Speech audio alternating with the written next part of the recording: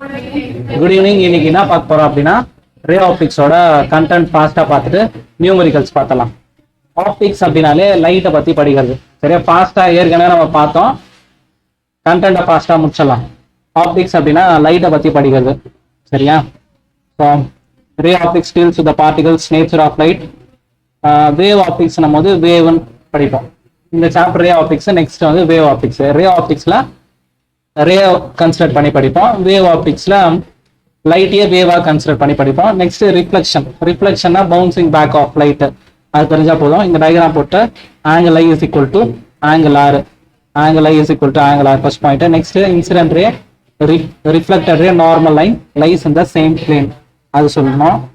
Next spherical மிரர்ல ரெண்டு type இருக்கு, கான்கேவ், கான்வெக்ஸ்.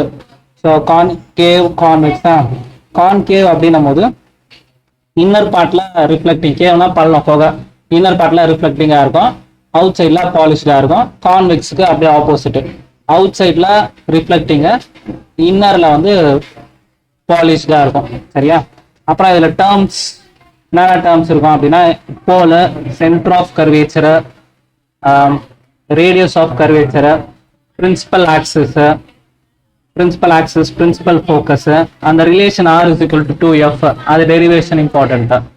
சரியா, டெரிவேஷன்லாம் இப்போ தேவையில்ல, நியூமரிக்கல்ஸ்க்கு என்ன தேவையோ அது மட்டும் பார்த்துக்கலாம். ஃபோக்கஸ், இந்த ரிலேஷன் தெரிஞ்சுக்கணும், R is equal to 2F. Next mirror equation. Mirror ஈக்குவேஷன்னா 1/F is equal to 1/V plus 1/U. யூனா ஆப்ஜெக்ட் டிஸ்டன்ஸ், எப்பவுமே போல்ல இருந்து தான் மெஷர் பண்ணுவோம். சரியா, வினா இமேஜ் டிஸ்டன்ஸ், எஃப்னா ஃபோக்கல் லென்த். ஃபோக்கல் லென்த்ல கான்கேவ் மிரர் லென்ஸ் எதா இருந்தாலுமே கான்கேவ்னா மைனஸ், கான்வெக்ஸ்னா பிளஸ். இந்த கீவேர்ட்ஸை தெளிவாக ஞாபகம் வச்சணும் சம் போடும் போது. கான்கேவ்னா மைனஸ், கான்வெக்ஸ்னா பிளஸ். மேக்னிஃபிகேஷன்ல H'/H வரும், இங்க பிளஸ் வந்துச்சுன்னா இங்க மைனஸ்னு வந்துடும், -V/Uன்னு வரும். ரீஃப்ராக்ஷனா சிம்பிளா பெண்டிங் ஆஃப் லைட். ரீஃப்ராக்ஷனுக்கும் ரெண்டு இருக்கு. அதே மாதிரி incident ray, normal and refracted ray lies in the same plane. அப்புறமா இந்த ஸ்னெல்ஸ் லா போது sin I by sin R. இது இந்த ஸ்னெல்ஸ் லா யூஸ் பண்ணி தான் நிறைய சம்ஸ் போடுவோம். எப்படி ஞாபகம் வச்சுக்கன்னா N1 sin I is equal to N2 sin R. இந்த ஒரு ஃபார்முலா தெரிஞ்சா போதும். ப்ரிசம், டோட்டல் இன்டர்னல் ரிஃப்ளெக்ஷன் எல்லாத்துக்குமே இந்த ஒரு ஃபார்முலா வச்சு முடிச்சிடலாம். N1 sin I is equal to N2 sin R. சரியா, ஸோ பிரின்சிபல் ஆஃப் ரிவர்சிபிலிட்டின்னு சொல்லியிருப்பாங்க. அப்படின்னா ரேஸ் வந்துச்சுன்னா அதே வழியில ரிட்டர்ன் போற மாதிரி அந்த லாஜிக்லாம். Next refractive index. ரீஃப்ராக்டிவ் இண்டெக்ஸ்னா N 10th வந்திருக்கும், நியூ அப்படின்னு எடுத்திருக்கோம். Speed of light in vacuum divided by speed of light in medium. சரியா, ஸோ அப்புறமா இந்த ஃபார்முலாவும் தெரிஞ்சுக்கணும். C is equal to nu lambda. சின்றது ஸ்பீட் ஆஃப் லைட்டு, நியூன்றது ஃப்ரீக்வன்சி, லாம்டான்றது வேவ் லென்த். ஓகேவா, next formation of image due to refraction. Refractive இதை வந்து real depth by apparent depth, இந்த ஃபார்முலா ஒன்று ஞாபகம் வச்சுக்கணும். நம்ம எப்பவுமே ஒரு ஸ்விம்மிங் பூல்ல பார்த்தோம் அப்படின்னா ஆப்ஜெக்ட் கீழே இருக்கும், ஆனால் இமேஜ் வந்து ஹைட்டா தெரியும். இந்த ரீஃப்ராக்டிவ் இண்டெக்ஸ் எவ்வளோ அதிகமாக இருக்கோ அவ்வளோ அதிகமாக ஹைட் ஏறினே வரும். அப்போ இது ரியல் ஹைட்டு, மொத்த ஹைட்டு பார்த்தோன்னா ரியல் ஹைட்டு, அப்பேரண்ட் ஹைட்னா இந்த ஹைட்டு. சரியா, real depth by apparent depth அப்படின்ட்டு ஞாபகம் வச்சுக்கணும் ரீஃப்ராக்டிவ் இண்டெக்ஸ், இந்த லாஜிக்கு. So next refraction through number of mediums. Number of மீடியம்ஸ்ல போச்சுனாலும் அப்படியே ஒன்று பெண்ட் ஆகிட்டே போகும். இதுவும் ஸ்னெல்ஸ்ல தான் ஒபே பண்ணி போகும். Critical angle, critical angle important. Prism based கொஸ்டின்ல அந்த ஸ்னெல்ஸ்லாவும் கிரிட்டிக்கல் ஆங்கிள் தெரிஞ்சா போதும். கிரிட்டிக்கல் ஆங்கிள் எப்படி சிம்பிளா நீ ஞாபகம் வச்சுக்கிறேன்னா total internal reflection, critical angle ரெண்டும் இன்டர் ரிலேட்டடு. இதில் அப்படியே போட்டு வர பார்த்துக்கலாம். இப்போ இது ஒரு ஃபிஷ் டேங்கோ ஏதோ ஒரு வாட்டர் டேங்க். இப்போ இங்கேருந்து ஸ்ட்ரெயிட்டாக லைட் ரேஸ் வைக்கும்போது ஸ்ட்ரெயிட்டாகவே போயிடும், கொஞ்சம் லைட்டாக பெண்ட் இருக்கும். இப்போ இந்த ஆங்கிளை மாற்ற என்ன ஆகும், அது இந்த சைடு வாட்டர்னு எடுத்துக்கிறாங்க. சரியா, வாட்டரு, இது ஏர். டென்சர் டு ரேரர் மீடியம், இது டென்சர் ஐ, இந்த ஆங்கிள் அதிகமாக இருக்கும்.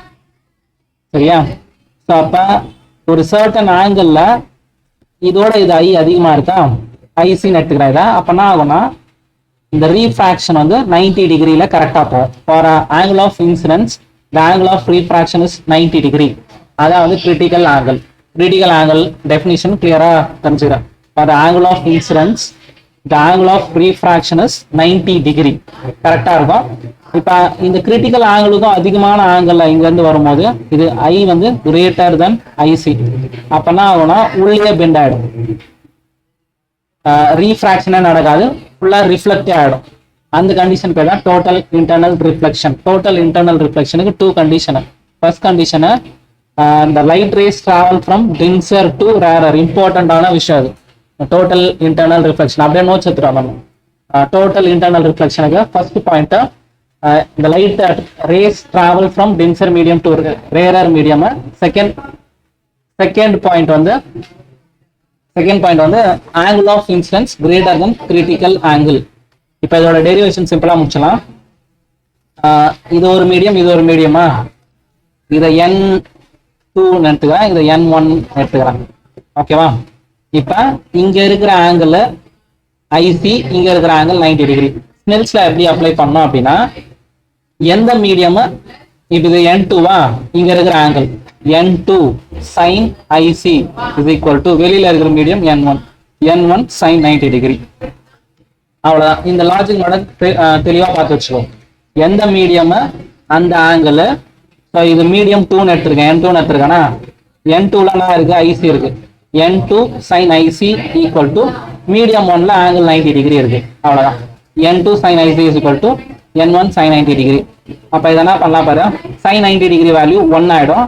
N2 இப்படி இருக்கட்டும், இந்த N1 இந்த சைடு எடுத்துனோம்னா N1 equal to sin 90 degree by sin IC. sin 90 degree value 1. அப்ப N2 by N1 is equal to 1 by sin IC. இத N2 by N1 தான் N21 is equal to 1 by sin IC. சரியா? So இதான் வந்து total internal reflection. இது கிளியரா தெரியணும். இதை ரெசிப்ரோகேட் பண்ணிக்கலாம். sin IC equal to 1 by N21 சொன்னாலும் ஓகே தான். ஸ்பெரிக்கல் லென்ஸ் அது வரைக்கும் மிரர் முடிஞ்சிருக்கும். இப்ப லென்ஸ்ல அதே மாதிரி 2 types of lens, convex, concave. இது வந்து கான்வெக்ஸ்ல ரியல் இன்வெர்டட் இமேஜ் ஃபார்ம் ஆகும். அந்த ரூல்ஸ்லாம் நம்ம ஏற்கனவே படிச்சு. இது கான்வெக்ஸ் லென்ஸை நம்ம என்னன்னு சொல்லலாம், கன்வர்ஜிங் லென்ஸ்னு சொல்லலாம். கான்கேவ் லென்ஸை டைவர்ஜிங் லென்ஸ்னு சொல்லலாம். அதே மாதிரி lens formula 1/f is equal to 1/v minus 1/u. சரியா? மேக்னிஃபிகேஷனுக்கு பிளஸ் வந்துடும். Lens maker formula important. இந்த ஒரு ஃபார்முலா இல்லாம கொஸ்டின் பேப்பர் இருக்கவே இருக்காது. இந்த ஒரு ஃபார்முலா கம்பல்சரியா ஒரு கொஸ்டின் இருக்கும். 1/f is equal to N21 minus 1 into 1/R1 minus 1/R2. சரியா? இதுல R1 R2க்கு என்ன வேல்யூ எடுக்கணும் கிளியரா தெரிஞ்சுக்கோ. கான்வெக்ஸ் அப்படின்னும் போது இது ஃபர்ஸ்ட் சர்ஃபேஸ், இது செகண்ட் சர்ஃபேஸ். இதோட சென்டர் இங்க இருக்கும். கான்வெக்ஸுக்கு R1 பாசிட்டிவ், R2 வந்து நெகட்டிவ். இந்த பாயிண்ட்ல தான் கிளியரா தெரியணும் நியூமெரிக்கல்ஸ் போடுறப்ப. கான்வெக்ஸ் அப்படின்னும் போது R1 பாசிட்டிவ், R2 நெகட்டிவ். அதுவே கான்கேவ் லென்ஸா இருந்துச்சுன்னா இப்படி போடுவேன். இதோட இது ஃபர்ஸ்ட் சர்ஃபேஸ், இது செகண்ட் சர்ஃபேஸ். ஃபர்ஸ்ட் சர்ஃபேஸோட சென்டர் இந்த சைடு வரும். அப்ப இங்க இந்த சைடு வந்து R1க்கு நெகட்டிவ்னு வரும், R2க்கு பாசிட்டிவ்னு வந்துடும். சரியா? ஸோ இதெல்லாம் அப்படியே ரன்னிங் நோட்ஸ் மாதிரி கடை எடுத்துட்டு வந்துடணும். நியூமெரிக்கல்ஸ்க்கு இதுதான் இம்பார்ட்டன்ட். கான்வெக்ஸுக்கு R1 பாசிட்டிவ், R2 நெகட்டிவ். கான்கேவ்க்கு R1 negative, R2 positive. Power of lens அப்படின்னும் போது P is equal to 1/f. Lens immersed in liquid அப்படின்னும் போது இதோட ரீஃப்ராக்டிவ் இண்டெக்ஸ் மாறும். இதுல யூஸ்வலா கொஸ்டின்ஸ் எப்படி வரும்னா, இப்ப இந்த லென்ஸோட ரீஃப்ராக்டிவ் இண்டெக்ஸ் கிளாஸ் தான் 1.5 இருக்கும். இப்ப இந்த லிக்விடு 1 less than 1.5 இருந்துச்சுன்னா இதோட நேச்சர் அப்படியே ஆக்ட் ஆகும், கன்வர்ஜிங் பண்ணும். கரெக்டா? இப்ப லென்ஸ் வந்து 1.5, வெளியில இருக்கிற மீடியம் வந்து இதோட கிரேட்டர் 2 இருக்கு அப்படி இருந்துச்சுன்னா அந்த கண்டிஷன்ல என்ன ஆகும்னா, இது யூஸ்வலா கன்வர்ஜ் பண்ணுமா, இந்த கண்டிஷன்ல என்ன ஆயிடும், அப்படியே ஆப்போசிட்டா டைவர்ஜ் பண்றோம். இந்த பாயிண்ட் கிளியரா ஞாபகம் வச்சுக்கோ. சரியா? ஸோ லென்ஸோட ரீஃப்ராக்டிவ் இண்டெக்ஸோட கம்மியா அந்த லிக்விட் இருந்துச்சுன்னா அதோட நேச்சர் அப்படியே பிஹேவ் பண்ணும். சப்போஸ் அதோட நேச்சர் அதோட ரிஃப்ராக்டிவ் இண்டெக்ஸோட அதிகமா இருந்துச்சுன்னா ஆப்போசிட்டா மாறிடும்ன்ற பாயிண்ட கிளியரா தெரிஞ்சு வச்சுக்கோ. Next thin lenses in contact. ரெண்டு லென்ஸ் ஒட்டி இருந்துச்சுன்னா, ரெண்டு லென்ஸ் இது மாதிரி கான்டாக்ட்ல இருக்கும்போது அதோட ஃபோக்கல் லென்த் ஃபார்முலா என்ன ஆகும்னா 1/f is equal to 1/f1 plus 1/f2. சரியா? Next refraction through prism. அந்த பிரிசமும் தெளிவா பார்த்து வச்சுக்கணும். இந்த டெரிவேஷன் இம்பார்ட்டன்ட். எந்த சாப்டர் படிக்கிறோ இல்லையோ இந்த சாப்டர்ல இருக்கிற ஒரு சின்ன கான்செப்ட் கூட மிஸ் பண்ணாம கிளியரா படிச்சுக்கிறேன். ஏன்னா ஒரு 5 மார்க்லயும் வரும், 3 மார்க்கு இல்ல 2 மார்க் கம்பல்சரியா வந்துடும்.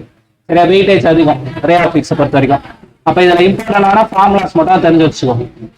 ஏன்னும் போது R1 plus R2 இந்த ஃபார்முலா தெரியணும்.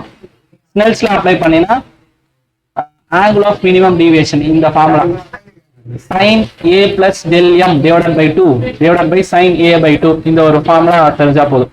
சரியா? Next optical instruments. Optical instruments நான் ஒரு முறையா அப்படியே கான்செப்டோட டீச் பண்ணிடுறேன். ஏன்னா ஆப்டிக்கல் இன்ஸ்ட்ருமெண்ட்ஸ் கிளியரா தெரியணும். ஸோ ஆப்டிக்கல் இன்ஸ்ட்ருமெண்ட்ஸ்ல கம்பல்சரியா ஒரு கொஸ்டின் வரும், அதோட டிராயிங் தெளிவா போட்டுக்கிறேன். சரியா? ஃபர்ஸ்ட் தானே சிம்பிள் மைக்ரோஸ்கோப். சிம்பிள் மைக்ரோஸ்கோப் அப்படின்னும் போது ஏன் சிம்பிள் மைக்ரோஸ்கோப் யூஸ் பண்ணோம் அப்படின்னா விஷுவல் ஆங்கிளால அதுக்காக விஷுவல் ஆங்கிள்னா இப்போ ஒரு ஆப்ஜெக்ட் ரெட்டினா கண்ணில் இப்போ ஒரு ஐ இருக்குன்னா ஒரு ஆப்ஜெக்ட் தூரமா இருக்கும்போது அது கிரியேட் பண்ற ஆங்கிள் வந்து குட்டியா இருக்கும். சரியா? அதே ஆப்ஜெக்ட நான் கிட்ட எடுத்துட்டு வந்தேன் அப்படின்னா ஆங்கிள் வந்து பெருசா இருக்கும். நம்ம கண்ணுல பார்க்கும்போது அது பெருசா தெரியும். சரியா? Angle suspended by the object on the eye is called visual angle. சரியா? விஷுவல் ஆங்கிள்னா நம்ம கண்ணுல தெரியுற ஆங்கிள். இப்ப சன்னு, பிளானட், ஸ்டார்லாம் ஏர்த்தோட ரொம்ப பெருசு, ஆனா அது ரொம்ப தூரத்துல இருக்கிறதால அது கிரியேட் பண்ற விஷுவல் ஆங்கிள் கம்மியா இருக்கும். அதனாலதான் நம்மளுக்கு குட்டியா தெரியும். ஆனா எவ்வளவு பெருசா இருந்தாலும் அந்த ஆங்கிள் வந்து கம்மி, அந்த ஆங்கிள் கம்மியா இருக்கிறதால சின்னதா தெரியும். அப்ப என்ன பண்ணோம்னா இந்த ஆங்கிளை பெருசு பண்ண பார்க்கணும்.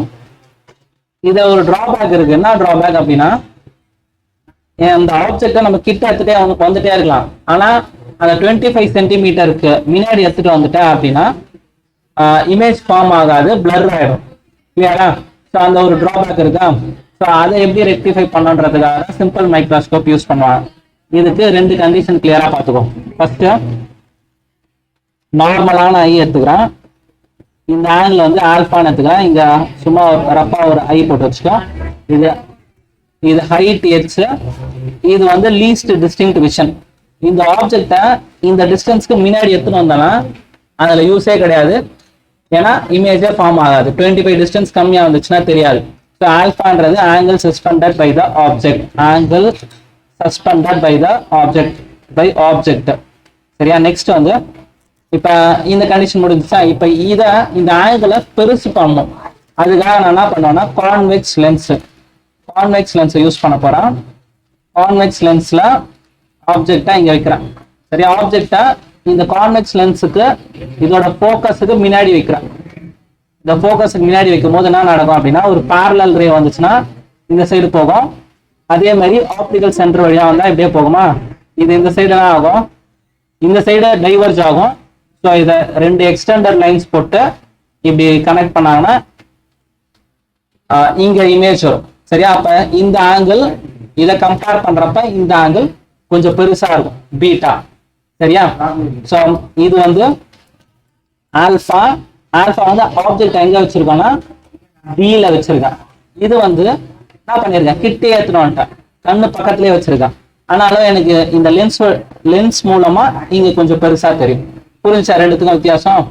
ஸோ இதுல வந்து அப்படியே கண்ணில் மட்டும் வச்சு பாக்குறேன். அப்ப ஆங்கிள் வந்து ஆல்பா, இந்த ஆங்கிள் பீட்டா. இந்த ட்ரையாங்கிள் இது ஹைட்டு, இந்த டிஸ்டன்ஸ் பேரு, இந்த ஆப்ஜெக்ட்டுக்கும் இந்த லென்ஸ்க்கும் இருக்கிற டிஸ்டன்ஸ் u. அப்ப அந்த குட்டியா அந்த ட்ரையாங்கிள் போட்டோம்னா h/u ன்னு வரும். Beta is equal to h/u. Magnification அப்படின்னா m is equal to angle suspended by the image to angle suspended by the object. அப்ப பீட்டா பை ஆல்பா. சரியா? Beta by alpha. அப்ப பீட்டான்னும் போது h by u, ஆல்பான்னும் போது alpha இங்க இதுக்கு போடணும். ஆல்பான்னும் போது h by d. சரியா? ரெண்டுத்தையும் இங்க போடுங்க. m is equal to h by u divided by h by d. இதை ரெசிப்ரோகேட் பண்ணினா m is equal to h by u into d by h. h cancel ஆச்சுன்னா m is equal to d by u. சரியா? Magnification of simple microscope அப்படின்னும் போது m is equal to d by u வரும். இதுல ரெண்டு case இருக்கு. இந்த கண்டிஷனுக்கு பார்த்தியா, இந்த கண்டிஷனுக்கே ரெண்டு கேஸ் இருக்கு. ஸோ எங்க வைக்கலாம் அப்படின்னா, இந்த ஆப்ஜெக்டை ரொம்ப கண்ணுக்கு முன்னாடி வைக்கும் போது ஃபைனல் இமேஜ் b வந்து d ல ஃபார்ம் ஆகலாம். இன்னொரு கேஸ்ல ஃபைனல் இமேஜ் வந்து இன்ஃபைனைட்ல ஃபார்ம் ஆகும். இந்த b ஃபைனல் இமேஜ் இன்ஃபைனைட்ல வரணும்னா ஆப்ஜெக்ட் வந்து ஃபோக்கஸ்ல வச்சிருக்கணும். சரியா? ஸோ அப்போ ஆப்ஜெக்ட் ஃபோக்கஸ்ல வைக்கணும். ஸோ ஸ்ட்ரெயிட்டாகவே இதில் போட்டுக்கலாம். m is equal to d by u வா? m is equal to d by u. இந்த க்கு பதில் f போடுவேன். அப்போ ஆப்ஜெக்ட் வந்து ஃபோக்கஸ்ல இருக்கும், இமேஜ் வந்து இன்ஃபைனைட்ல இருக்கும். அப்போ அது வந்து ரிலாக்ஸ்டு பொசிஷன் அப்படின்னு எடுத்துப்பேன். Relaxed position. சரியா? Relaxed position. சரியா? ஸோ அப்போ ரிலாக்ஸ்டு பொசிஷனுக்கு க்கு பதில் f சப்ஸ்டியூட் பண்ணுவேன் இந்த ஈக்குவேஷன்ல. அப்போ m is equal to நான் வரும்னா d by f வந்துடும். சரியா? ஸோ சிம்பிள் மைக்ரோஸ்கோப்ல ஒரு கேஸ் முடிஞ்சிச்சு. ஒரு கேஸ் என்ன பண்ணியிருக்கோம் அப்படின்னா, ஆப்ஜெக்டை ஃபோக்கஸ்ல வச்சிருக்கோம், இமேஜ் வந்து இன்ஃபைனைட்ல போயிருக்கோம். நம்ம கண்ணுக்கு எந்த ஒரு ஸ்ட்ரெயின் இல்லாம கிளியரா பார்ப்போம். அதை சப்ஸ்டியூட் பண்ணா m is equal to d by f கிளியரா வந்துடும். நெக்ஸ்ட் கண்டிஷனை என்ன பண்ணுவோம் அப்படின்னா, இந்த இமேஜ் வந்து ஃபைனலா d ல கரெக்டா வரும். சரியா? இதுல என்ன மேக்னிஃபிகேஷன் பார்க்கலாம். அதுக்கு என்ன பண்ணுவோம் அப்படின்னா, மேக்னிஃபிகேஷன் இதே formula m is equal to d by u. இந்த யூவை கண்டுபிடிக்கணும். இந்த கண்டிஷனுக்கு யூவை ஸ்ட்ரெயிட்டா எஃப்னு சொல்லிட்டேன். ஏன்னா எஃப்ல வைக்கும் போது இன்ஃபைனைட்ல போயிருக்கும், கிளியரா தெரிஞ்சிருக்கும். இப்போ இதுல யூ கண்டுபிடிக்கிறதுக்கு lens equation 1 by f is equal to 1 by v minus 1 by u வா? இதுல 1 by u மட்டும் வேணும். அப்ப என்ன பண்ணலாம், இந்த 1 by u இந்த சைடு எடுத்துன்னு வந்துடுறோம். இதுல என்ன பண்ண போறேன் அப்படின்னா, நான் சொல்லியிருக்கேன் v வந்து d ல ஃபார்ம் ஆகுது, அதுவும் இந்த சைட்ல தான் ஃபார்ம் ஆகுது. மைனஸ் dன்னு வரும். ஆப்ஜெக்ட் எப்பவுமே லெஃப்ட் சைட்ல இருக்கும், மைனஸ் யூன்னு போட்டுப்பேன். இதுல சப்ஸ்டியூட் பண்ணுங்க. 1 by f is equal to 1 by minus d minus, ஏற்கனவே யூக்கு ஒரு மைனஸ், அப்போ மைனஸ் மைனஸ் பிளஸ் ஆயிடும். சரியா? அப்போ 1 by u மட்டும் தான் எனக்கு வேணும். 1 by u மட்டும் வேணும்னா 1 by f இந்த மைனஸ் டி இந்த சைடு வரும்போது 1 by dன்னு வரும். இதை தூக்கி இதுல சப்ஸ்டியூட் பண்ணிக்கலாம். m is equal to d into 1 by u போட்டுக்கலாம். அப்போ d into 1 by u பதில் இதை போடு, 1 by f plus 1 by d. இதை உள்ள சப்ஸ்டியூட் பண்ணினா d by f plus d by d. இது d by d 1 ஆயிடும். அப்போ மேக்னிஃபிகேஷன் is equal to, இதெல்லாம் எப்படி எழுதிடலாம், 1 plus d by f. இந்த ரெண்டு ஃபார்முலா தெரிஞ்சா போதும். சிம்பிள் மைக்ரோஸ்கோப்புக்கு ரிலாக்ஸ்டு பொசிஷன்ல ஆப்ஜெக்ட் கரெக்டா இந்த இடத்துல, அதோட டயக்ராம் என்ன கூட இங்க போலாம் பாருங்க. கரெக்டா ஃபோக்கஸ்ல வைப்பேன், ஃபைனல் இமேஜ் இன்ஃபைனைட்ல எங்கேயோ போய் ஃபார்ம் ஆகும். அப்போ வந்து magnification m is equal to d by f வரும். இன்னொரு கண்டிஷன்ல ஆப்ஜெக்ட லென்ஸ் கிட்ட வைப்பேன். லென்ஸ் கிட்ட வைக்கும் போது ஃபைனல் இமேஜ் மட்டும் இங்க v வந்து எங்க கரெக்டா ஃபார்ம் ஆகும்னா லீஸ்ட் டிஸ்டிங்க் விஷன்ல ஃபார்ம் ஆகும். ரெண்டு எக்ஸ்ட்ரீம் கேஸ் பார்த்துடும். மைனஸ் டின்னு போடுவேன், யூக்கு வந்து மைனஸ் யூஆ போட்டோன்னா இதை சப்ஸ்டியூட் பண்ணிட்டே வந்தீங்கன்னா அப்படியே இது வந்துடும். m is equal to 1 plus d by f. So simple மைக்ரோஸ்கோப்புக்கு ரெண்டு கண்டிஷன் தெளிவா இருக்கும். ஒரு கண்டிஷனை ரிலாக்ஸ்டு பொசிஷன்ல magnification m is equal to d by f வரும். ஸ்டெயின்டு பொசிஷன்ல magnification m is equal to 1 plus d by f வரும். சரியா? இது பார்க்காம நோட் பண்ணிங்க பார்க்கலாம். Next topic compound microscope. சரியா? காம்பவுண்ட் மைக்ரோஸ்கோப்ல ரெண்டு கான்வெக்ஸ் லென்ஸ் இருக்கும். சரியா? ரெண்டு கான்வெக்ஸ் லென்ஸுமே ஃபோக்கல் லென்த் கம்மியா தான் இருக்கும். அதுலயும் மைக்ரோஸ்கோப்ன்றதால மைக்ரோஸ்கோப் வந்து சின்ன ஆப்ஜெக்ட்ஸா பார்க்கறதுக்கு தான். சரியா? சின்ன ஆப்ஜெக்ட்ஸை பெருசா பார்க்கறதுக்கு. அப்ப அந்த ஆப்ஜெக்ட் பக்கத்துல இருக்கிற லென்ஸ் குட்டியா இருந்தா போதும் அப்படின்னு ஞாபகம். சரியா? மைக்ரோஸ்கோப் லேப்ல எல்லாம் பார்த்துருப்போம் பாரு, பயாலஜி லேப்ல இருக்கும், பிசிக்ஸ் லேப்ல டிராவலிங் மைக்ரோஸ்கோப் சின்னதா பெருசா தெரியும். அப்ப அந்த ஆப்ஜெக்டிவ் லென்ஸ் வந்து குட்டியா இருந்தா போதும், ஐபீஸ் லென்ஸ் வந்து பெருசா இருக்கும். சரியா? ஸோ ஃபர்ஸ்ட் எடுத்தோடனே இந்த டிராயிங்கை எப்படி போடுறேன்ட்டு இது மாதிரி இருக்குல்ல, கிளியரா பார்த்துங்க எப்படி ஸ்டார்ட் பண்றான்ட்டு. ஃபர்ஸ்ட் எடுத்தோடனே பிரின்சிபல் ஆக்சிஸ் போட்டுருங்க, ஒரு லென்ஸ் போடுங்க. லென்ஸ் போட்டோடனே இந்த லென்ஸ்னா லென்ஸ்ன்னு மென்ஷன் பண்ணிடணும். இது வந்து ஆப்ஜெக்டிவ் லென்ஸ் அப்படின்னு மேல மென்ஷன் பண்ணிடுறாரு. ஆப்ஜெக்டிவ் லென்ஸ்ன்னு போட்டுறேன். இதோட f0 இங்க ஒரு f0 வரும் சரியா, ஈக்குவல் டிஸ்டன்ஸ்ல f0 வரும். நீங்க ஆப்ஜெக்டை எங்க பிளேஸ் பண்ணலாம் அப்படின்னா கண்டிப்பா இந்த ஃபோக்கலை தாண்டி தான் பிளேஸ் பண்ணிருக்கணும் சரியா. இப்ப இந்த கண்டிஷன்ல சிம்பிள் மைக்ரோஸ்கோப் என்ன பண்ணிருப்பேன்னா ஃபோக்கஸுக்கு முன்னாடி வச்சிருப்பேன். ஆனா இந்த கேஸுக்கு என்ன பண்ணோம் அப்படின்னா ரியல் இமேஜ் ஃபார்ம் ஆகிறதுக்கு f0 தள்ளி இங்க ஒரு ஆப்ஜெக்ட் வச்சா இது ரே டயக்ராம் போடு. பேரலா வந்துச்சுன்னா ஃபோக்கஸ் வழியா போக போகுது, ஆரோ மார்க் போட்டு வந்துடும். நெக்ஸ்ட் ஆப்டிகல் சென்டர் வழியா வந்தா ஆப்டிகல் சென்டர் வழியாவே போக போகுது. இந்த ரெண்டு ரேஸ் எங்க மீட் ஆகுதோ அங்கதான் இன்வெர்டட் இமேஜ் கொஞ்சம் பெருசா ஃபார்ம் ஆகும் சரியா.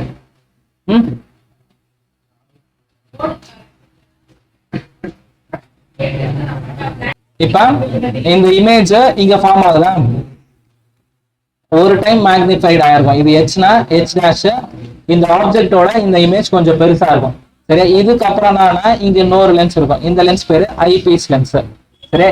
இதோட இது கொஞ்சம் பெருசா இருக்கும் ஃபோக்கல் லென்த்.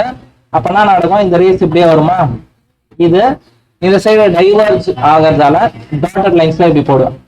போட்டீங்கன்னா இது ரெண்டும் இன்டர்செக்ட் ஆகிற இடத்துல நம்மளுக்கு இங்க ஒரு மேக்னிஃபைடு இமேஜ் கிடைக்கும், ஹெச் டபுள் டேஷ் ஓகேவா. ஸோ இப்போ இந்த லென்ஸ் இருக்கு பத்தி ஐபீஸ் லென்ஸ், இதோட ஃபோக்கல் கண்டிப்பா இங்க இருக்கும் எஃப்இக்கு முன்னாடி தான் இந்த ஹெச் டேஷ் போடுவேன். அப்பதான் உனக்கு தான் கிடைக்கும் எரெக்ட் இமேஜ் இந்த சைடு கிடைக்கும். ஓகே, இந்த ரெண்டு பாயிண்ட் கிளியரா பாத்துக்கணும். f0க்கு முன்னாடி ஹெச் பிளேஸ் பண்ணிருப்பேன் ஓகேவா, அப்பதான் ரியல் இன்வெர்டட் இமேஜ் கிடைக்கும். இங்க வர இது ஆப்ஜெக்ட், இது இமேஜ். இப்ப ஐபீஸ் லென்ஸுக்கு இந்த இமேஜ் தான் ஆப்ஜெக்ட் ஆக்ட் ஆகும், ஃபைனலா இங்க ஒரு பெரிய இமேஜ் கிடைக்கும் சரியா. இப்ப இதோட மேக்னிபிகேஷன் எப்படின்னு பார்த்தலாம், சிம்பிளா 2 ஸ்டெப்ல முடிச்சிடும். மேக்னிபிகேஷன் அப்படின்னாலே final image by the object. இது ஃபைனல் இமேஜ் ஹெச் டபுள் டேஷா, ஆப்ஜெக்டோட height h double dash by h. இதை எப்படி நான் ஆல்டர் பண்ணிக்கிறேன் அப்படின்னா இந்த ஈக்குவேஷன்ல h dash by h dash மேலேயே கீழே ஹெச் டேஷா மல்டிபிள் பண்றேன்.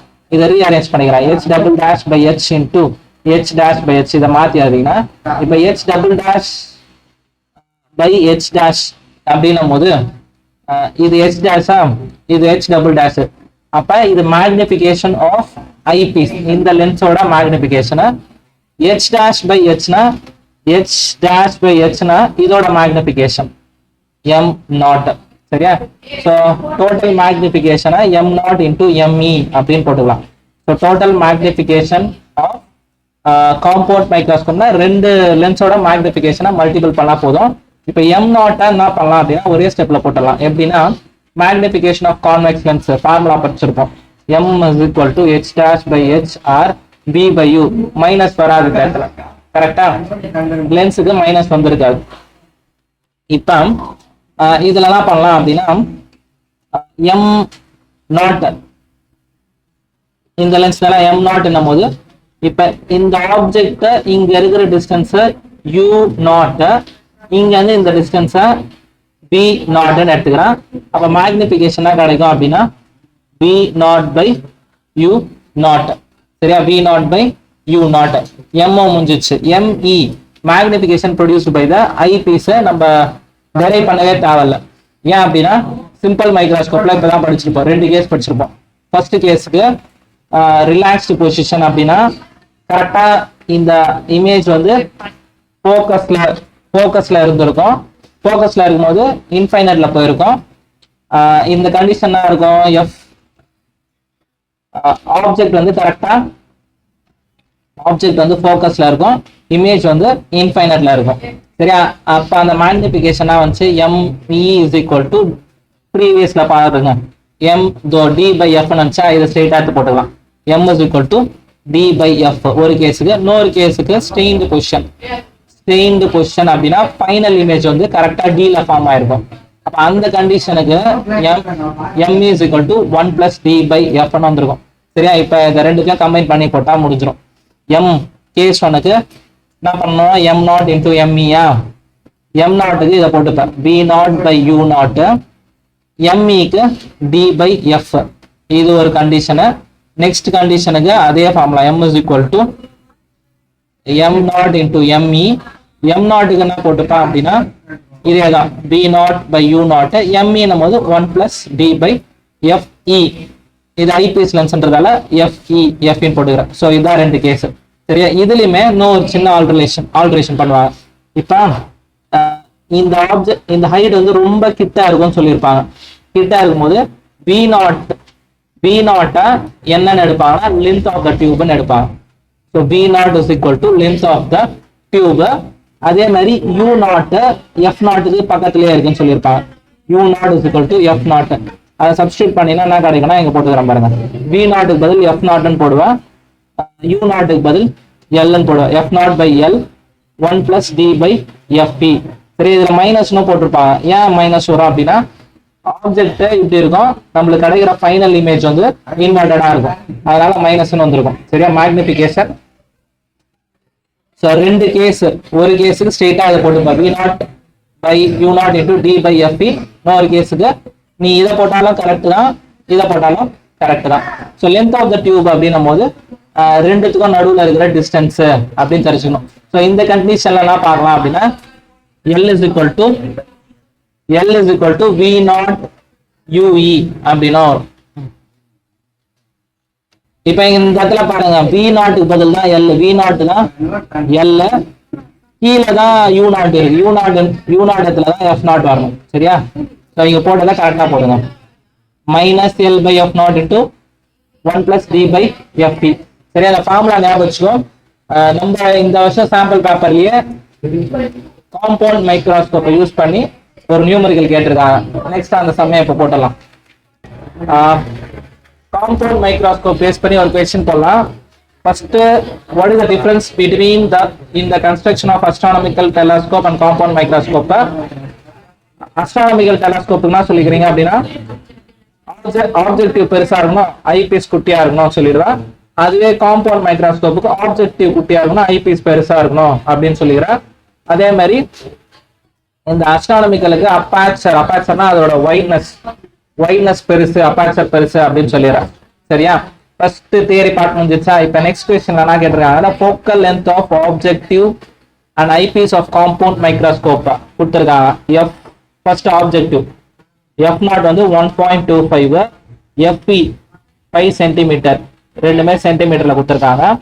Find the position of object respective to the objective in order to obtain the angular magnification of final magnification 30 கொடுத்திருக்காங்க.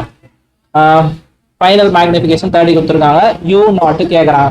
சரியா, சோ காம்பவுண்ட் மைக்ரோஸ்கோப்னா ஃபார்முலா வரும் m is equal to minus l, இங்க இப்பதான் derive பண்ணிருப்போம் பாரு, minus l by f naught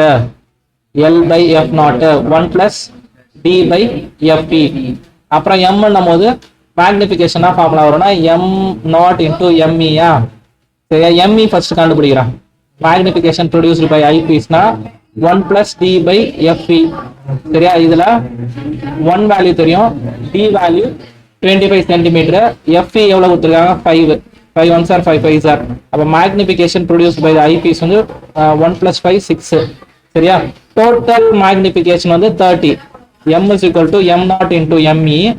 அதுல m ஓட value வந்து 13 தெரியும், m நாட் தெரியாது, me-க்கு வந்து 6. அப்ப m not என்னும்போது 30 divided by 6, 6 1s are 6 5s are. Magnification produced by the objective lens வந்து 5. சரியா, ஆப்ஜெக்டிவ் லென்ஸ்னா ஃபர்ஸ்ட் வர லென்ஸ். இதோட மேக்னிஃபிகேஷன் ஆப்ஜெக்டிவ் லென்ஸ் வந்து 5ன்னு கொடுத்துருக்காங்களா. இப்ப இதை பேஸ் பண்ணி நம்ம என்ன பண்ணோம் அப்படின்னா u நாட் கண்டுபிடிக்கலாம். லென்ஸ் ஃபார்முலா போடலாம். லென்ஸ் என்னும்போது 1 by f is equal to 1 by v minus 1 by u. எல்லாமே நாட்னு போட்டுக்கலாம்.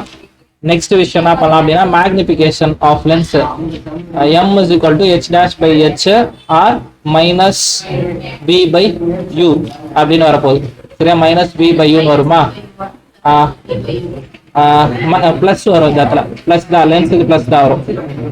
இப்போ இதோட மேக்னிஃபிகேஷன் நம்ம என்ன பண்ணிருக்கணும் அப்படின்னா ஆப்ஜெக்டிவ் லென்ஸை பொறுத்த வரைக்கும் இது அப்வர்ட்ல இருந்துச்சுன்னா இது டவுன்வர்ட்ல வரும், மேக்னிஃபிகேஷன் நெகட்டிவ்னு வரும். m0 வந்து -5 எடுத்துப்பேன். m is equal to v0 by u0. இப்போ இந்த இடத்துல m க்கு பதில் -5 எடுத்துப்பேன், v0 by u0 இது அப்படியே எடுத்துக்கலாம். அப்ப நம்மளுக்கு u0 v0 நான் என்ன பண்ணிக்கிறேன் அப்படின்னா v0 is equal to -5 u0 போட்டுக்கலாம். கரெக்டா? v0 க்கு பதில் இது கிராஸ் மல்டிபிள் ஆயிருக்கு. இப்போ இந்த ஃபார்முலால சப்ஸ்டிட்யூட் பண்ணிக்கலாம். 1 by f0 ஓட வேல்யூ கொடுத்துருக்காங்க. 1 divided by 1.25 equal to v0 என்னும்போது மைனஸ் v0 க்கு பதில் -5 u0 போட்டீங்கன்னா -1 by u0. இப்போ இதுக்கு எல்சிஎம் பார்த்தீங்கன்னா -5 u0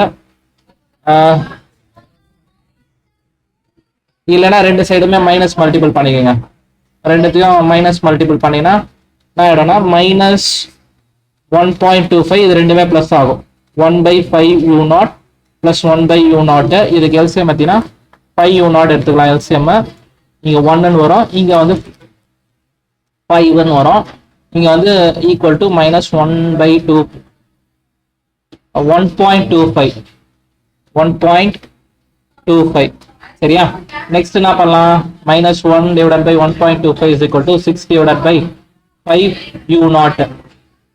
இப்போ கிராஸ் மல்டிபிள் பண்ணீங்கன்னா -5 u0 is equal to 6 into 1.25 6 into 1.25 into 6 பண்ணனா 6 5s are 30, 6 2s are 12 plus 3 15 7.50 வரும். -5 u0 is equal to 7.50. u0 மட்டும் வேணும் போது 7.5 divided by 5 மேலே கீழே மல்டிபிள் பண்ணினா 75 divided by 15 வரும். சரியா? அப்ப இதை டிவைட் பண்ணிட்டு வந்தீங்கன்னா 25 டேபிள்ஸ்ல பண்ணினா 25 2s are 25 3s are அப்ப u0 என்னும்போது அந்த மைனஸ் இந்த சைடு அந்த மைனஸ் இந்த சைடு வந்துடும் -3/2. நம்ம போட்டது கரெக்டா இல்லையான்னு எப்படி செக் பண்ணலாம்னா இதோட வேல்யூ -1.5 வரும். அப்ப அவங்க கொடுத்த ஃபோக்கலோட கண்டிப்பா அதிகமா இருந்தா மட்டும்தான் கரெக்ட். இப்போ 1.25 கொடுத்துருந்தாங்கன்னா நான் அந்த டெரிவேஷன் அப்படியே சொல்லியிருப்பேன். நான் சொல்லியிருப்பேன் f0க்கு பக்கத்துலேயே வரும். இது 1. எவ்வளவு கொடுத்துருக்காங்க?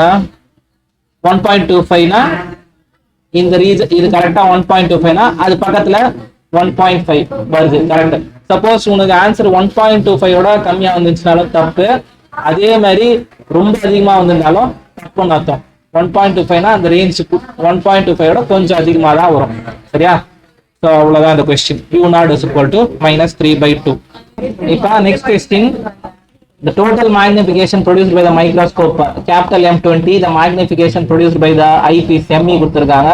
The microscope is focused on the certain object. The distance between the objective and the eyepiece is observed L வந்து 14.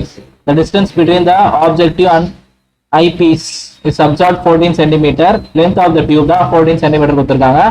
Least distinction வந்து 20 cm கொடுத்திருக்காங்க. சரியா? So calculate the focal length.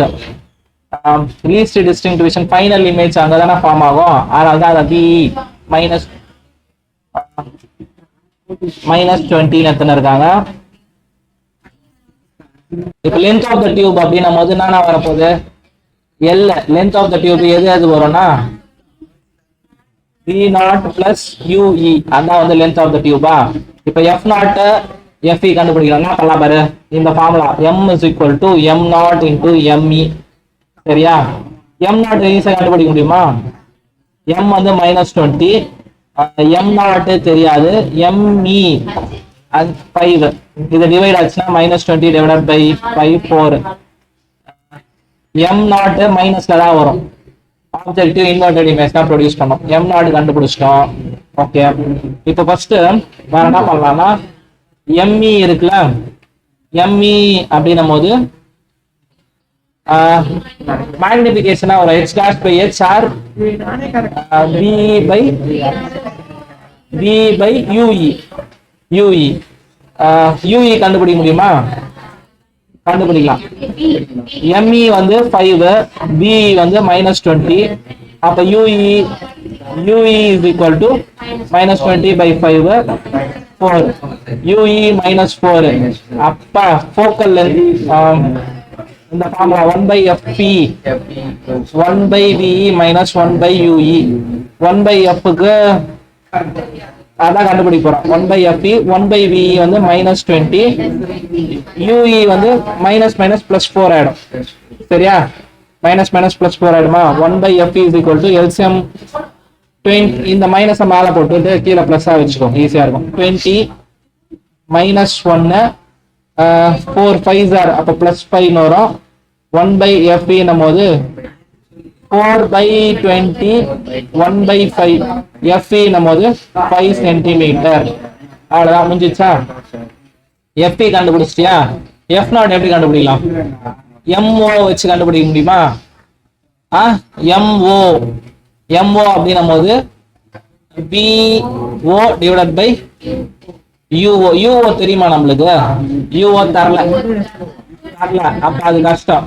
அதுக்கு பதில் இதையே யூஸ் பண்ண. லென்த் ஆஃப் த டியூப் கொடுத்திருக்காங்கல, L is equal to v0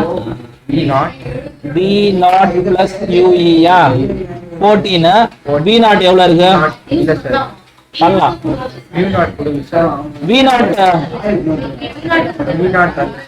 அப்ப இந்த ஃபார்முலா L14 v0 தெரியாது, ue க்கு பதில் -4. இந்த சைடு போச்சுனா பிளஸ் மைனஸ்ல இருக்கா?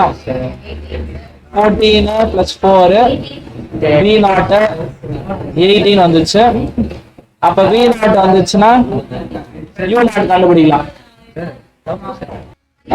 லென்த் ஆஃப் த டியூப் எப்பவுமே 2 நம்பர் ஆட் பண்ணிக்கணும். ஏன் அப்படின்னா இப்படி இருக்குமா, சின்ன லென்ஸ் பெரிய லென்ஸ். லென்த் ஆஃப் த டியூப்னா இங்க இருந்து இது வரைக்கும் இந்த டிஸ்டன்ஸ் வந்து என்னவா இருக்கும்? v0 இது ue. இது சைன் எதா இருந்தாலுமே நம்ம ஆட் பண்ணிக்கணும். சரியா? அப்ப ரெண்டுமே இத பிளஸ் தான் போடுவேன், மைனஸ்லாம் நீ கன்சிடர் பண்ணக்கூடாது. மாடுலஸ்ன்னு போடுவேன், மாடுலஸ்ன்னு போட்டா பிளஸ் தான் வரும். இப்ப இந்த 4 plus 4 இந்த சைட் போகும்போது -4 ஆயிடும். அப்ப v0 வந்து 10 தான் வரும். சரியா? அதை கிளியரா இந்த டயக்ராம் ஞாபகம் வச்சுக்கணும். சைன் எல்லாம் நீ பார்க்க கூடாது. அப்ப v0 10 வந்துச்சா? v0 வந்தவொடனே என்ன பண்ணிக்கலாம்? u0 கண்டுபிடிச்சிடலாமா? m0 எவ்வளவுன்னு தெரியுமா? -4. m0 -4 v0 10 u0 is equal to 10 by -4. இது அப்படியே கூட வச்சுக்கோ. நம்ம இப்ப இதோட போக்கல் எடுத்துக்கலாம். 1 by f0 is equal to 1 by v0 minus 1 by u0. கரெக்டா? Lens formula. அப்ப 1 by f0 is equal to 1 by v0 க்கு 10 minus u0 திருப்பி போட்டுக்கோ. அப்படியே 10 by 4 வரும். minus plus ஆயிடும், 4 by 10 ஆயிடும். அப்ப 1 by f0 is equal to 5 by 10 1 by 2. f0 ஓட வேல்யூ 2. அவ்வளவுதான். நெக்ஸ்ட் क्वेश्चन என்ன கொடுத்திருக்காங்க பாருங்க. Compound microscope an object is placed at the distance u0 minus 1.5 cm from the object to f0 ஓட value 1.25 cm. If the eyepiece has a focal length fp 5 cm, final image is formed at the near point. Near point எவ்வளவு எடுப்பா? be அது be வந்து 25 இந்த சைடுல தான் இருக்கும். -25 தான் எடுத்துக்கணும். சரியா? -25 cm. If the find the magnification of the final magnification. Formula சொல்லி பார்க்கலாம். Compound microscope m is equal to -l by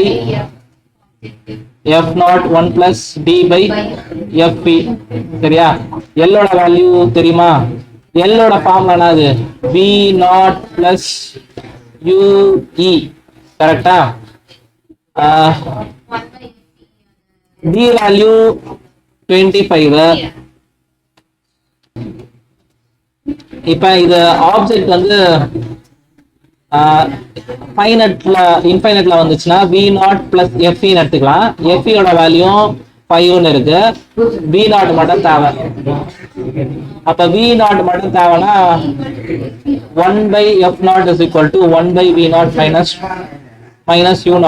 இதை யூஸ் பண்ணிக்கலாம். f0 வேல்யூ தெரியும், 1 by 1.25 1 by v0 தான் கண்டுபிடிக்க போறோம்.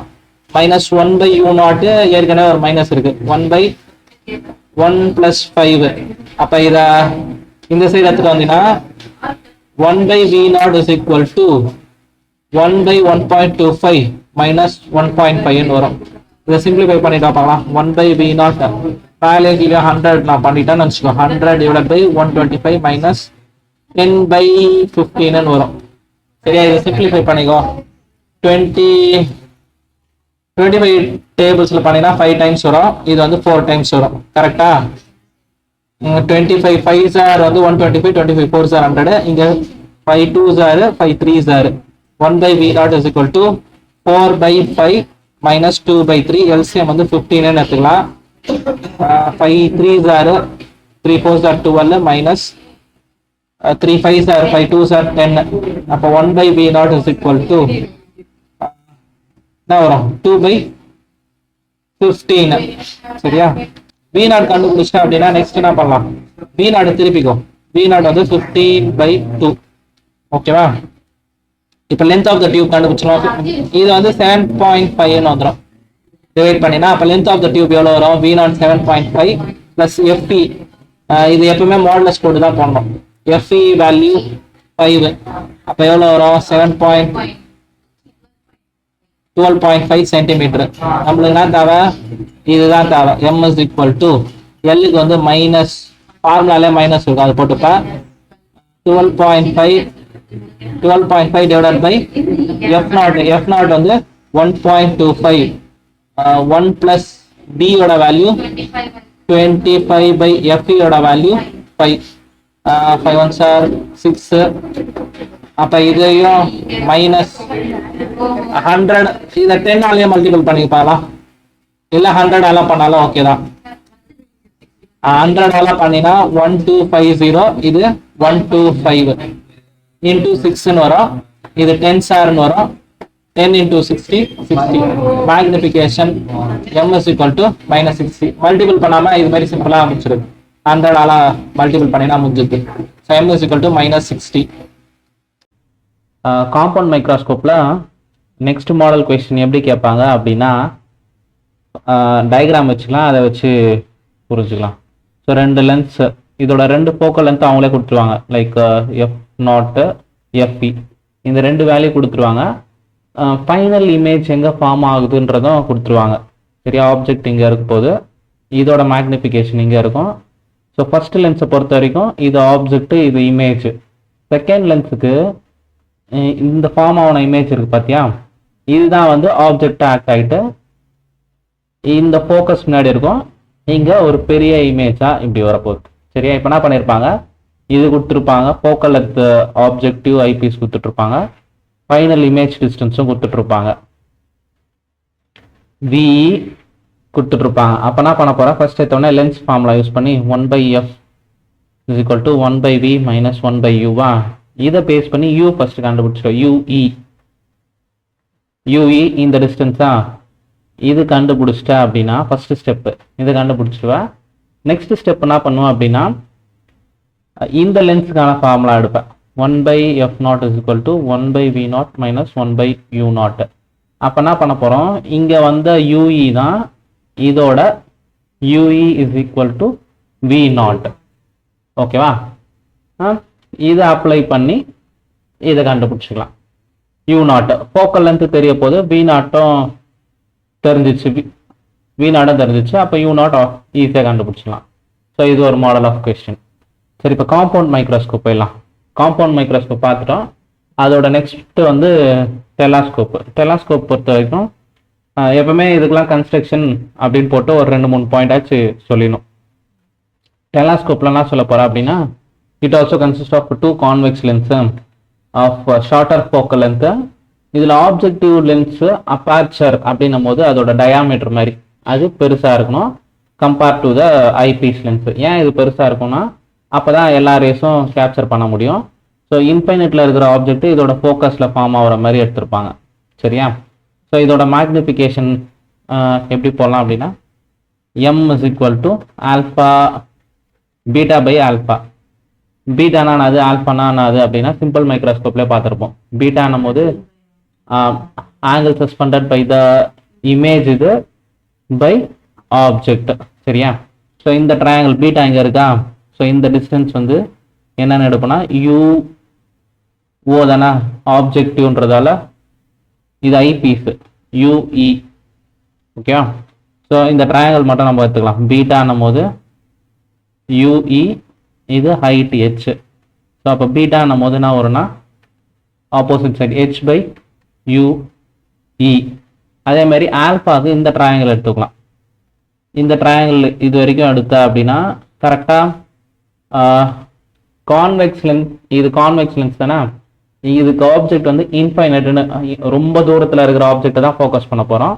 அப்போ அதோட இமேஜ் கரெக்டாக ஃபோக்கஸில் வந்து ஃபார்ம் ஆகும். ஸோ அதோட ட்ரையாங்கிள் இப்படி போட்டுக்கிறா.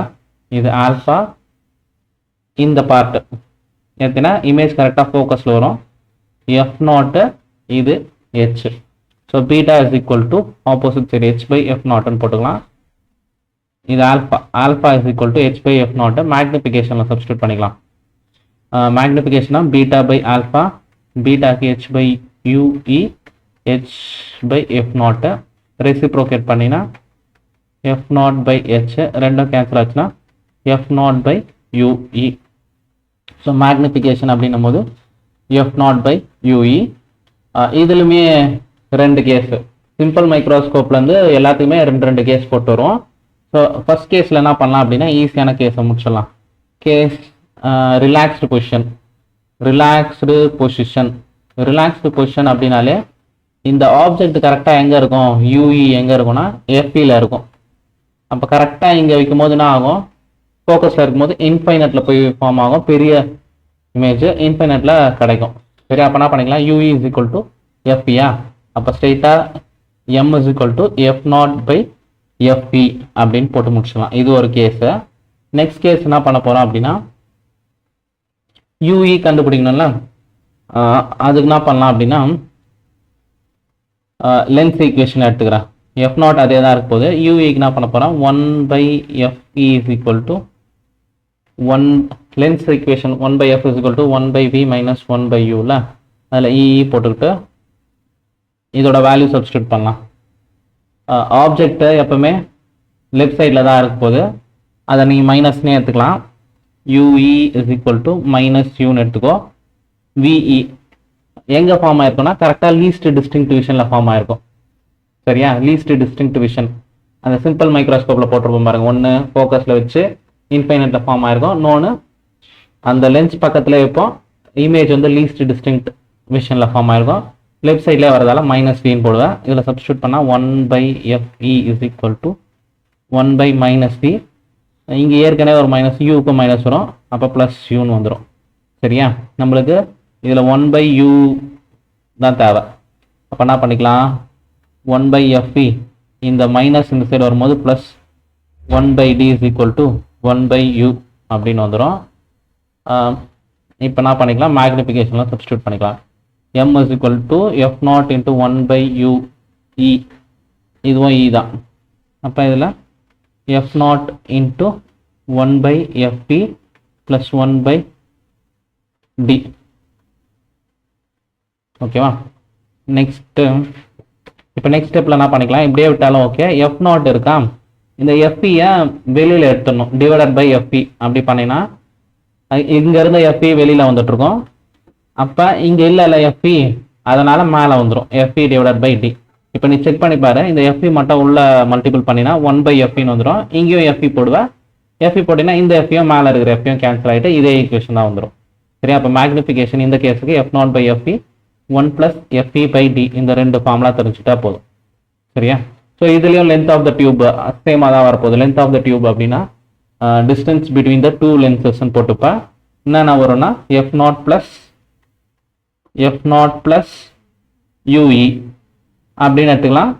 அப்படி இல்லை நான் எஃப் நாட் ப்ளஸ் எஃப்இ எடுப்பேன். எஃப்இ எந்த கிளாஸுக்குன்னா ரிலாக்ஸ்டு பொசிஷனுக்கு இது எடுப்பேன். இது டிஸ்டிங்க்ட் ஃபைனல் இமேஜ் டியில் வரும்போது இது எடுப்பேன். சரி, அதை அப்படியே நோட் பண்ணிக்க பார்க்காம. Next question, a triangular prism of refracting angle 60 degree, it is made of transparent material of refractive index 2 by root 3. Prism oda refractive index 2 by root 3. A ray of light is incident normally on the face scale as shown in the figure. Trace the path of the ray as it passing through the prism. Calculate the angle of emergence and angle of deviation. சரியா? So இதை என்ன பண்ணோம் அப்படின்னா Snell's தான் use பண்ணாலே முடிஞ்சிடும். இது refractive ஏர் medium 1ன்னு எடுத்துக்கோ, N1ன்னு. இதை N2, N2ஓட வேல்யூ அவங்களே கொடுத்துருக்காங்களா? இப்போ இந்த பாயிண்ட்ல பாருங்க, இங்க ஒரு ரீஃப்ராக்ஷன் நடக்கும், அதே மாதிரி இந்த சைடு ஒரு ரீஃப்ராக்ஷன் நடக்கும். எப்பவுமே இந்த மாதிரி ஸ்ட்ரெயிட்டா நார்மலா வந்துச்சுன்னா அங்க எந்த ஒரு சேஞ்சுமே இருக்காது, ஸ்ட்ரெயிட்டா அப்படியே வரும். ஸ்ட்ரெயிட்டா போட்டுக்கலாம். சரியா? இது ஏன் அப்படின்ட்டு பார்க்கலாம் பாரு. N1 sin I is equal to இந்த ஆங்கிள ஐன்னு எடுத்தனா N2 sin R. இந்த R தான் நம்மளுக்கு தேவை, sin R. இப்போ ஆங்கிள் ஆஃப் இன்சிடென்ஸ், ஆங்கிள் எப்படி கண்டுபிடிப்போம்னா ப்ரிசம் எக்ஸ்பிரிமெண்ட் பண்ணியிருப்போம். எப்படி பண்ணியிருப்போம் அப்படின்னா, இது நார்மல் லைன் போட்டோன்னா இன்சிடென்ட் ரே இப்படி இருந்திருக்கும். The angle between the normal and incident ray தான் ஆங்கிள் ஆஃப் இன்சிடென்ஸ். இந்த பாயிண்ட்டுக்கு நார்மலும் இதே, இன்சிடென்ட் ரேவும் இதே. ஆங்கிள் வந்து 0. கரெக்டா? இப்போ இந்த ப்ரிசம்ல நார்மல் லைனும் இதே, அதே வழியில் தான் வருது. அப்போ ஆங்கிள் வந்து 1 டிகிரி கூட இல்லை, 0 டிகிரி. ஸோ sin 0 0 ஆகிடும். 0/N2 போட்டாலும் எல்லாமே 0 ஆகிடும். ஆங்கிள் ஆஃப் ரீஃப்ராக்ஷன் 0, எந்த ஒரு சேஞ்சுமே இருக்காது. It moves in the same path. இந்த பாயிண்ட்ல வந்து பட ஆரம்பிச்சு. சரியா? இதை போட்டு first R is equal to 0ன்னு போட்டுடுறா. So it follows the same path and reach the surface KM. இந்த பாயிண்ட்டுக்கு வந்துச்சா? இப்போ இந்த பாயிண்ட்ல நார்மல் ஃபர்ஸ்ட் போடுங்க. நார்மல் இப்படி வரப்போகுது. சரியா? நார்மல் இப்படி வருமா? இது இன்சிடென்ட் ரே, இது ரீஃப்ராக்டட் ரேன்னு கூட எடுத்துங்க. எமர்ஜென்ட் ரே போடணும். எமர்ஜென்ட் ரேக்கு ஆங்கிள் கண்டுபிடிக்கணும். எப்படி கண்டுபிடிக்கலாம்னு பாருங்க. ஃபர்ஸ்ட் இன்சிடென்ட் ஆங்கிள் வேணும்ல. இன்சிடென்ட் ஆங்கிள் இந்த கேஸுக்கு இன்சிடென்ட் ஆங்கிள்னும் போது இதுக்கும் உள்ள ஆங்கிள், இந்த ஆங்கிள் தேவை. இது I, இந்த சைடு வர்றது Rன்னு வரப்போகுது. சரியா? இப்போ இந்த ஐயை எப்படி கண்டுபிடிக்கலாம் அப்படின்னா, இந்த ட்ரையாங்கிள் இருக்கு பாரு, இது 90 டிகிரினா இங்கேயும் 90 டிகிரி. இது ஒரு 60, 90 எவ்வளோ? 150. அப்போ இந்த ஆங்கிள் எவ்வளோ இருக்கும்? 30 டிகிரி இருக்கும். கரெக்டா? ஸோ ட்ரையாங்கிள் பேசிக்ஸ் மேக்ஸ் தான். 60 டிகிரி ப்ளஸ் 90 டிகிரி 150. அப்போ இது 30 டிகிரி. அப்போ இந்த ஐ எவ்வளோ இருக்குன்னு கரெக்டாக சொல்லுங்க பார்க்கலாம். 60 டிகிரி, ஏன்னா நார்மல் இது. இப்போ நார்மல் போது ஐ வந்து 60 டிகிரி. ஸோ இப்போ இந்த கேஸில் என்ன பண்ண போகிறோம் பாரு, இதை N2. இங்கே இந்த லாஜிக் கிளியராக கற்றுக்குன்னா எந்த சமனால போட்டலாம். இங்கே இருக்கிற ரீஃப்ராக்டிவ் இண்டெக்ஸ் அதோட ஆங்கிள். இது N2 sin I equal to N1 sin R. So N2ஓட வேல்யூ கொடுத்துருக்காங்க 2/√3. ஐயோட வேல்யூ 60 நம்மளுக்கு வந்திருக்கு. sin 60 degree equal to N1, air மீடியம்ன்றதால 1ன்னு ஆகிடும், sin R. sin 60 டிகிரி எவ்வளோ? 0, 30, 45, 60, 90 நம்ம 0, 1/2, 1/√2, √3/2, 1. 2/√3 into √3/2 equal to 1/sin R. √3 2 cancel ஆகிடும், 1. 1/1 1 தான் sin R. அப்போ எந்த இப்போ இங்கே என்ன போட்டால் 1 வரும்னு பாருங்க. sin 90 டிகிரி போட்டால் தான் 1. கரெக்டா? அப்போ sin ஆருக்கு பதில் 19 போட்டோன்னா வேல்யூ 1 வந்துடும். அப்போ R is equal to 90 degree. So R 90 டிகிரினா எப்படி போகும்? இந்த சர்ஃபேஸுக்கு இப்படி கிளான்சிங் ஆங்கிள் அப்படின்னு சொல்லுவாங்க. அப்படியே அதை ஒட்டியே அப்படியே போயிடும். புரிஞ்சுச்சா எப்படின்ட்டு? R 90 டிகிரின்றதால இப்படியே ஒட்டியே போயிடும். Angle of deviation, angle of deviation எவ்வளோ இருக்கும்? ஆங்கிள் ஆஃப் டீவியேஷன்னா என்ன பண்ணியிருப்போம்? இன்சிடென்ட் ரேவையும் எமர்ஜென்ட் ரேவையும் எக்ஸ்டெண்ட் பண்ணியிருப்போம். இது இன்சிடென்ட் ரே, ரீஃப்ராக்டட் ரே, இது எமர்ஜென்ட் ரே. எப்படி வரும்? என்ன பண்ணுவோம்? இன்சிடென்ட் ரேவையும் எமர்ஜென்ட் ரேக்கும் நடுவில் இருக்கிற ஆங்கிள். அப்போ இதை அப்படியே எக்ஸ்டெண்ட் பண்ணுங்க. இதை எக்ஸ்டெண்ட் பண்ணினா இங்கே வர ஆங்கிள். இந்த ஆங்கிள் எப்படி கண்டுபிடிப்பீங்க? ஆங்கிள் ஆஃப் டீவியேஷன் ஃபார்முலா போட்டால் கண்டுபிடிக்கலாம், இல்லை இந்த ட்ரிக்கை யூஸ் பண்ணியே கண்டுபிடிச்சிரு. ஆங்கிள் ஆஃப் டீவியேஷன் எப்படி பண்ணிடலாம் பாருங்க. இந்த டயக்ராம் போட்டால் இப்படி தான் வரப்போதா? இப்போ இதில் ஸ்ட்ரெயிட் லைன் இன்சிடென்ட் ரேவை அப்படியே நான் எக்ஸ்டெண்ட் பண்ணனா இப்படி வரப்போகுது. நம்மளுக்கு இந்த ஆங்கிள் தான் ஆங்கிள் ஆஃப் டீவியேஷனு. அப்போ என்ன பண்ணலாம்? Opposite angles equal. இது 30 டிகிரின்னும் போது இதுவும் 30 டிகிரிக்கு கரெக்டாக வரப்போகுது. Angle of deviation emergence, angle of emergence 90 degree, angle of deviation 30 degree. சரியா? இப்போ நெக்ஸ்ட் கொஸ்டின்ல என்ன கொடுத்துருக்காங்கன்னா ரே PQ, இதுதான் PQ. PQ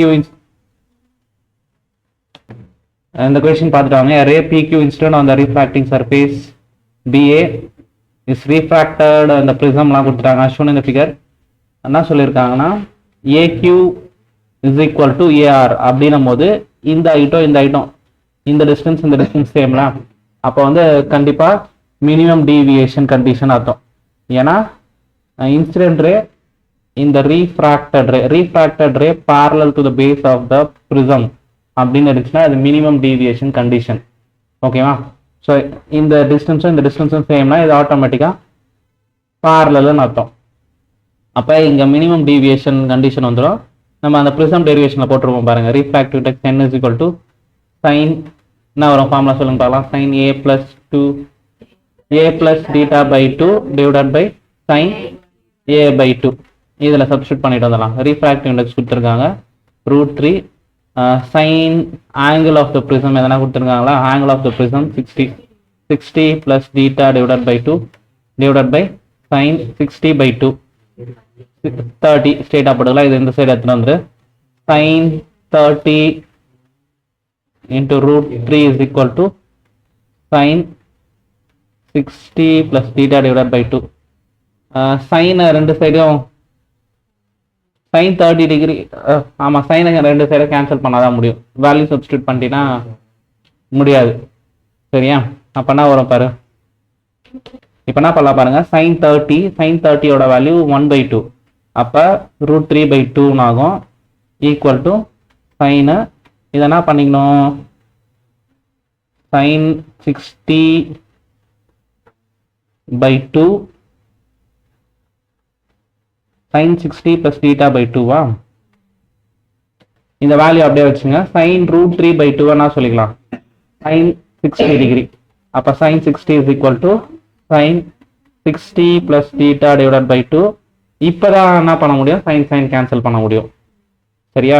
so sin cancel ஆயிடுச்சுன்னா 60 is equal to 60 plus theta by 2. இதை கிராஸ் மல்டிபிள் பண்ணினா 60 2s are 120 equal to 60 plus theta வரும். திரும்பி 120 minus 60 is equal to theta is equal to 60 degree. சரியா? ஸோ அப்போ angle of deviation 60 degree வந்துருது. A ray PQ incident on the face AB of the prism ABC as shown in the figure emergence from the face AC இந்த side வரப்போகுது. அவனா கொடுத்துருக்காங்கன்னா AQ is equal to AR. இது அப்போ base பேரலாக தான் போகுது. பேஸ் கண்டிப்பாக பேரலாக தான் போகுது. அது ஒரு கீ பாயிண்ட் நம்மளுக்கு தெரிஞ்சிருக்கு. சரியா? நெக்ஸ்ட் வேற என்ன கொடுத்துருக்காங்க? AQ is equal to AR. Draw the ray diagram showing the passage of the ray through the prism. The angle of prism 60 degree. Angle of prism 60 degree and the refractive index of the material √3. Determine the value of angle of incidence. So angle of incidence எப்படி கண்டுபிடிக்கலாம்னு பாருங்க. Normal line, இந்த point of இன்சிடென்ஸ்ல இப்படி ஒரு normal line போடுவேன். போட்டினா இந்த angle எவ்வளோன்னு கண்டுபிடிக்கணும்.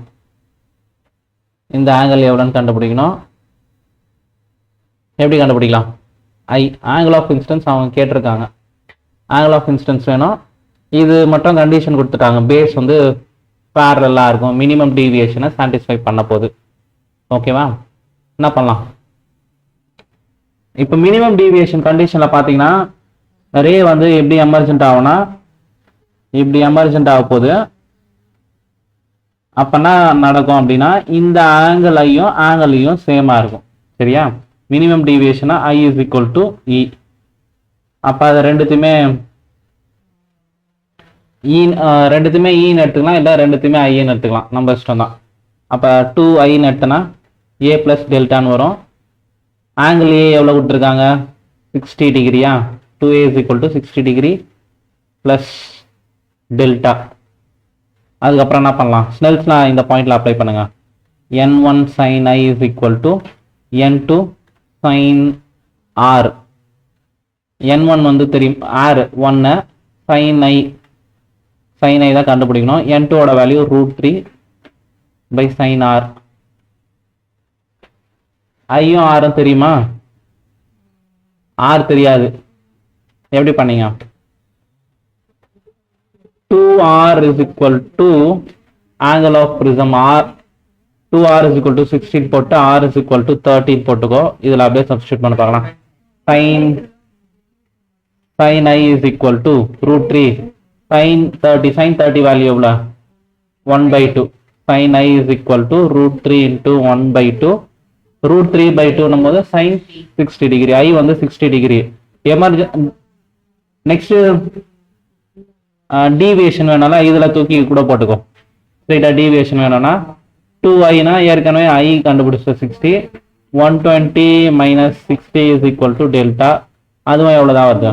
60 degree. சரியா? Next question, a ray of light incident normally on the face AB of a right angled prism of refractive index 1.5. The prism is partially immersed in a liquid of unknown refractive index. இது n1. அப்போ 3 refractive index இருக்கு. R வெளியில இருக்கு போது 1, இது 2, இது 3ன்னு எடுத்துட்டியா? Find the value of refractive index of the liquid so that the ray glancingனா அதோட டயக்ராம் எப்படி இருக்கு போதுன்னா, இது ஏற்கனவே லாஸ்ட் சம்ல போட்டோம். 90 டிகிரியில் வந்துச்சுன்னா இதே வழியில் வந்துடும். இப்போ இங்கேருந்து நான் ஆகப்போகுது கிளான்சிங் அப்படின்னும் போது இப்படி போகுது, இந்த சர்ஃபேஸில் இப்படி வரப்போகுது. சரியா? ஸோ இந்த ஆரம் இப்படி வந்து இப்படி போகுது. நார்மல் இங்கே ஒரு நார்மல் வரும், நார்மல் இப்படி போடுவேன். ஓகே, இப்போ என்ன பண்ணலாம் அப்படின்னா இந்த பார்ட்டு இந்த இடத்துல கண்டுபிடிக்கணும். இந்த ஆங்கிள் எவ்வளோ வருதுன்னு பார்க்கலாம்.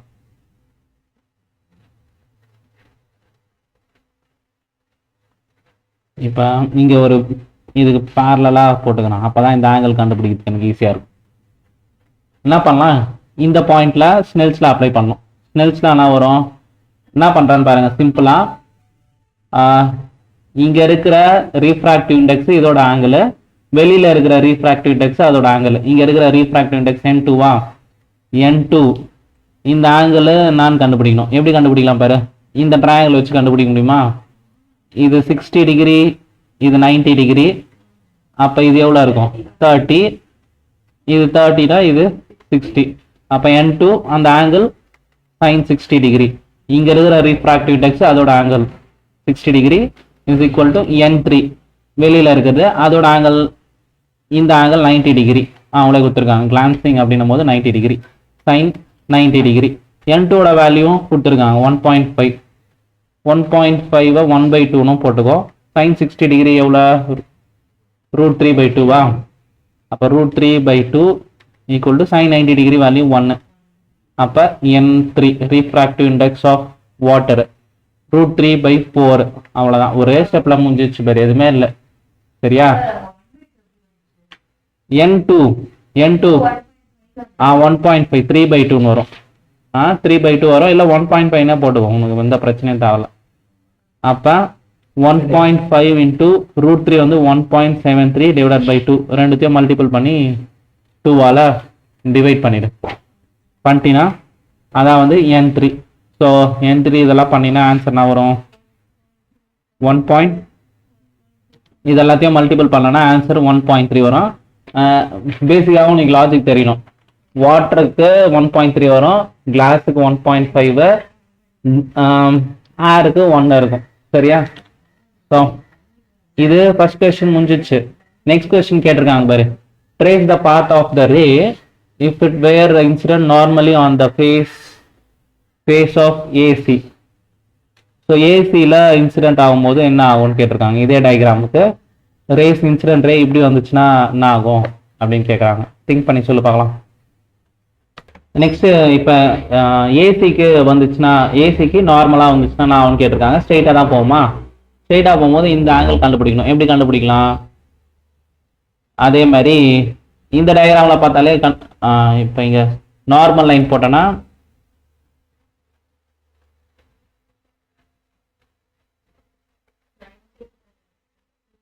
இந்த ஆங்கிள் கண்டுபிடிக்க முடியும். இந்த ஆங்கிள் வந்து 90, இது வந்து 30, இது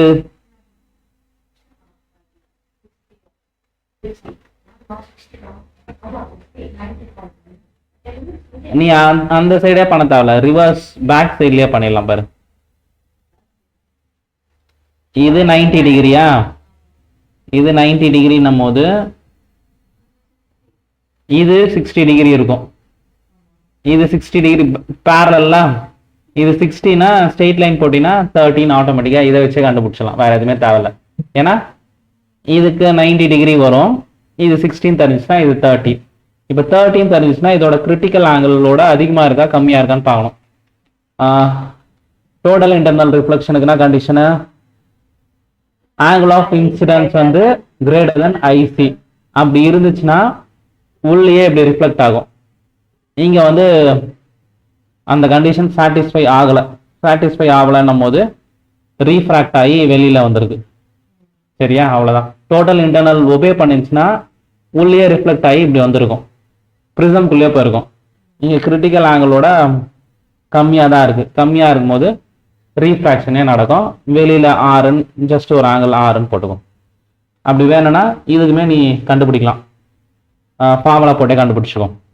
இந்த மீடியம் N2 தானே எடுத்திருக்கேன், இந்த மீடியம் N3யா, N2 இங்க இருக்கிற ஆங்கிள் sin 30 டிகிரி எவ்வளோ 1/2 இஸ் ஈக்குவல் டு வெளியில இருக்கிற மீடியம் 1.3, அந்த ஆங்கிள் தெரியாது sin ஆறுன்னு எடுத்துக்கலாம். N2 ஓட வேல்யூ N2 1.5, அதான் 1.5